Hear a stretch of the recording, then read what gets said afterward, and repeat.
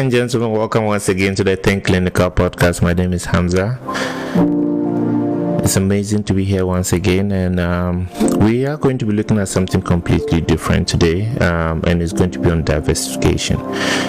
You are a healthcare entrepreneur, you're a doctorpreneur, you are running your business, you are having or enjoying some successes in your business, but then you start thinking about diversifying.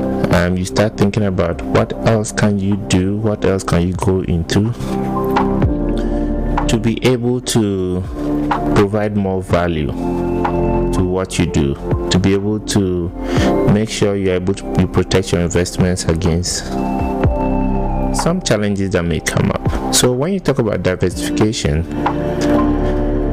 first of all, it's a growth strategy, and it just involves you entering a new market, or sometimes just a completely new industry, and then one that your business doesn't currently operate in. That's the basic fundamental thing. So you are creating new products or for this market that you are in. So first of all, think about diversification in terms of growth. That's a growth strategy. You want to grow.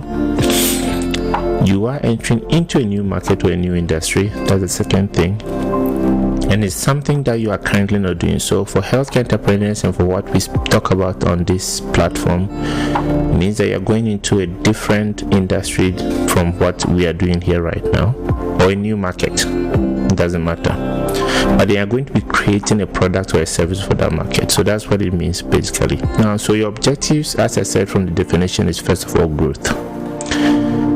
But diversification has a very, very important role in reducing your risk as far as business is concerned, because now you are not putting your eggs in one basket. You have your eggs in so many different baskets, and that actually protects you against some risks. Now you may have shareholders, so diversification also creates some more value for your shareholders, which makes them happy. Everybody wants to make their shareholders happy. So this is a very important thing that every healthcare entrepreneur would want to consider at some point, and it's something that if you want to consider, then there are three very essential tests that you need to know or need to do to find out whether you use it to determine whether the diversification is attractive or capable of being made attractive in any way. And again, Michael Porter came up with three essential tests that you do, and he talks about a cost of entry test, just evaluating how much it's going to cost you to go into that new market or that new industry to produce that new product for that market or that new service for that market. We have the attractiveness test, which just again evaluates how attractive that industry or that market is going to be. And then you look at the better off. Are you better off going into that business or that industry at all? So you do a better off test. So these are three tests. You can look into details of how these three tests mean. But before you diversify or into an area that may be attractive or has the potential to become attractive, you need to look at the cost of entry test, you need to look at the attractiveness test, and you need to look at whether or not this is going to make you better off as an investor. Now, once you have these laid out, you need to now determine what strategy of diversification you're going to go with. Two ways: you either go horizontal diversification or you go vertical. What does this mean? When you're doing horizontal diversification, you are looking at going into related healthcare services or healthcare sectors that already complement what you're doing. So you are in a hospital business, but you're thinking of going into, let's say, manufacturing equipment. These are going to be, it's going to help you, and it's related in a way because you're going to probably need this equipment or this medication. Or let's say you're in the healthcare industry and you have telemedicine services, or you are just in the telemedicine services and you decide to go into, let's say, remote monitoring services. These are very related, so it's just amplifying your existing business. Now, when we look at vertical diversification, it's just to control the stages of healthcare in the value chain. So you are trying to expand either upstream or downstream in activities that would help you to be able to take control of some of the things in that value chain. So let's say you use medications all the time, so you decide that now you're going to go into pharmaceuticals. Pharmaceutical services is a completely different market. You're going to be producing completely different products or services, but vertical in the sense that these are items in your value chain that you need. So you are producing your own drugs to work in your own hospital, sort of. So those are sort of the strategies that you may have to look at. The other thing that would come up is product diversification. So you're just looking at the different products or different services that you can move into.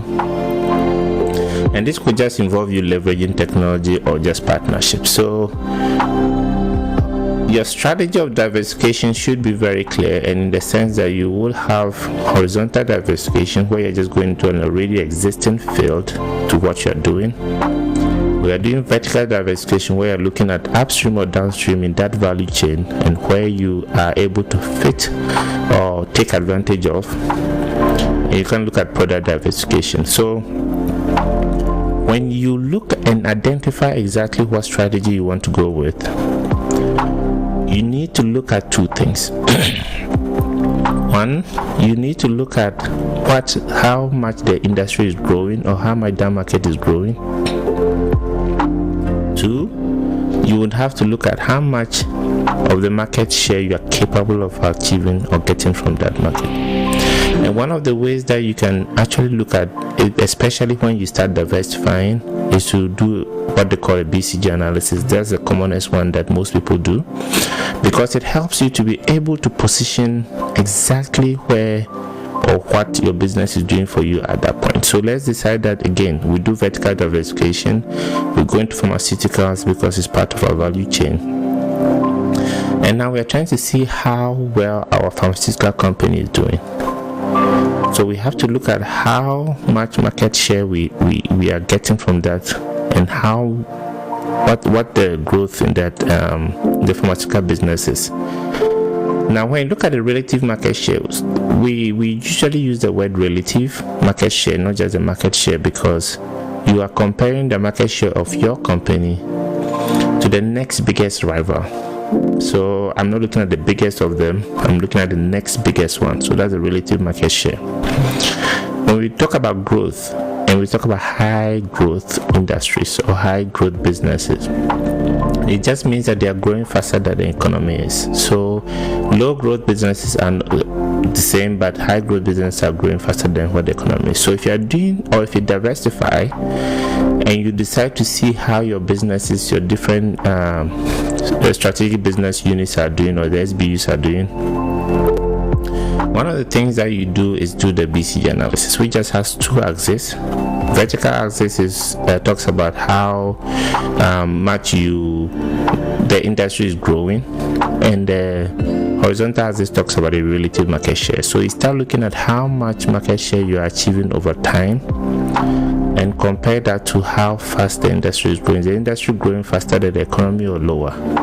And this will put your matrix or your analysis into 4 quadrants, and then now you can properly categorize your diversified business. You can look at it as a star, and then mostly stars are in high growth markets and they have a high relative market share, and these are just, they have very high or excellent growth opportunities as well as excellent profit opportunities. And so they would but those stars will usually either be self-sustaining, which means that they don't require any more capital to grow, or they will require some capital to grow, but just because they're in a high growth industry or market, and they're also achieving a very high relative market share, it's easy for you to be able to invest more, because yes, that's why they are stars. Now, but when you start moving to different quadrants, we are going to have what we call the cash cows. Now, cash cows are those that they are in relatively low growth markets, but they have a very high relative market share. So what happens is that they're generating cash surpluses over and above what they need for that specific business unit. So what you're going to have is that these companies, because of the fact that they have a high relative market share in a low growth market, they are able to produce cash that you can use especially for your corporate overhead, and they can also produce cash that you can use to make more acquisitions. So that's why I call cash cows, because they produce more than they need. Okay, now we have the dogs. Now the dogs are those companies that have a low growth market, and they have a low market share. So these are companies that are unable to generate any attractive cash for you.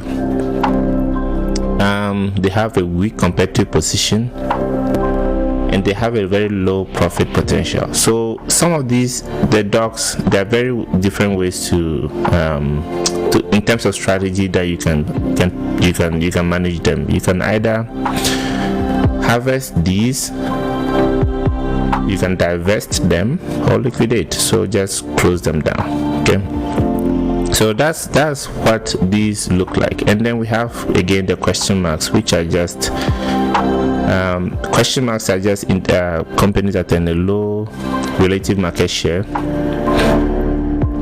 but in an industry that is growing really fast. So they haven't attained that high relative market share, but this is an industry that is growing really fast, so they have a potential. So you are really not sure what that potential is, whether they are going to become stars, where they are, as they are in a high market, they actually get a relative market share move to become stars, or they probably just become dogs when they start losing. When the industry stops growing at the rate that is growing, they just become dogs. So those are two things that you don't really know where they're going to, which quadrant they're going to move into. So those are the ones that you know. But generally, the idea behind this episode is to help you identify the fact that if you decide to diversify as a healthcare entrepreneur, you need to be very sure that you have all the essential tests applied.